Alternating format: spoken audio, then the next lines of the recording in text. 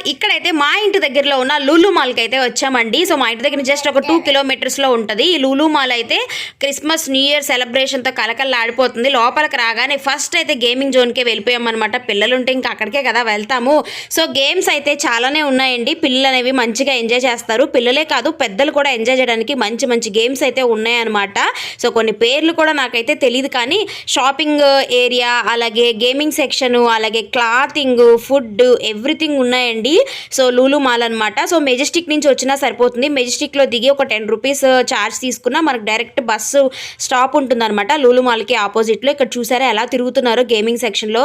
అసలు వాటిని వాళ్ళు తిరుగుతూ ఉంటేనే నాకైతే భయం అయిపోతుంది అనమాట. అమ్మో కళ్ళు తిరుగుతాయి కదా అనేసి చాలా భయం అవుతుంది.